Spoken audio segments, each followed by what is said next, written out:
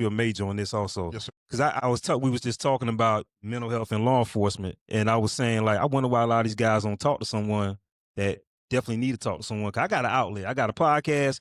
It's podcast and also training. That's my outlet. That's how I get over it. Like I told you, when I'm off, I'm off. I don't think about it. Brought up a good point. She said, you ever thought about maybe they don't want that on their record, that they seen a psychologist, they trying to get a promotion? Their superior might see them as weak. Well, it's not going to be on their record. It's confidential.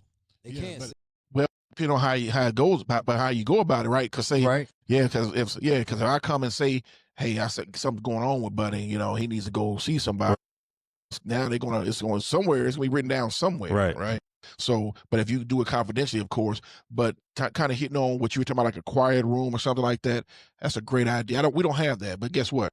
We're about to have one. Right. You know what I'm saying? That is a great idea. And I think that for smaller agencies, they probably need to maybe partner with agencies that have something like that. Right. Because, even though we all police, we still have different agencies and different departments, and you still have you don't share everything, right? But I think that is something that is beneficial to everybody. Also, Shamley, I believe it's not Shamley, it's Dunwoody Police Department. No, is it Dunwoody? Brookhaven. It's Brookhaven. Okay. Brookhaven in Georgia. Brookhaven PD. We went on a meeting. They have a situation with some canines. They're like support type of animals. And they're now, when officers get involved in traumatic situations, they bring the dog to the scene. And it comforts the person. And it works because whether you're a dog person, cat person, or not an animal person at all, it's something calming about an animal. And they can sense your fear. Like this, my wife's dog I seen her jump over a little bit ago. He maybe feels my anxiety because talking about this is deep. And she jumped over and was touching me for it. And it instantly calmed me down.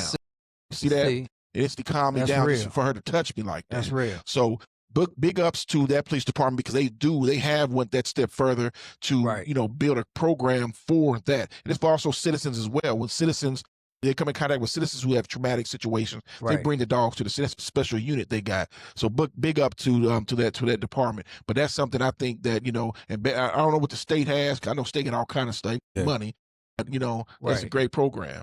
We basically have the same thing pretty much. We have counselors though. They do provide counselors for us. But back to my original question, you as a major, and you can answer direct. What would you do if your officer, if he does have some mental stuff going on due to the job, and the counselor has to report it?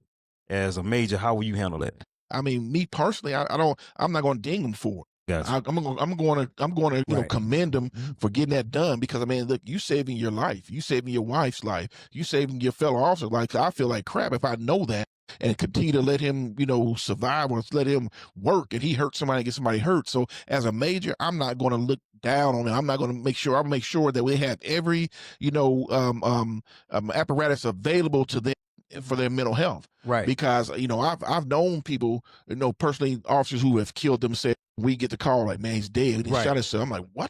Wow. I just saw him, Wow. So I've experienced that personally, you know what I'm saying? Right. Knowing that, I'm not going to ding that officer. I'm going to commend him. And I commend any officer, you know what I'm saying, that steps up and says and admits, hey, I need a little help. I need some help. Right. You know what I mean? Because you got issues, man. I'm sure you guys can relate. I had one officer here, and I can tell you a whole story how I led up to it, but long story short, he took his family hostage. Right. Dang, he took his family hostage. Was he on any kind of medication, anything? No, he was just another officer another officer got killed in the line of duty. He did something that he could have prevented it. Real quick. As a drunk driver, he had an opportunity to take that driver off the road and didn't. Let him go. And the drunk driver immediately left the scene.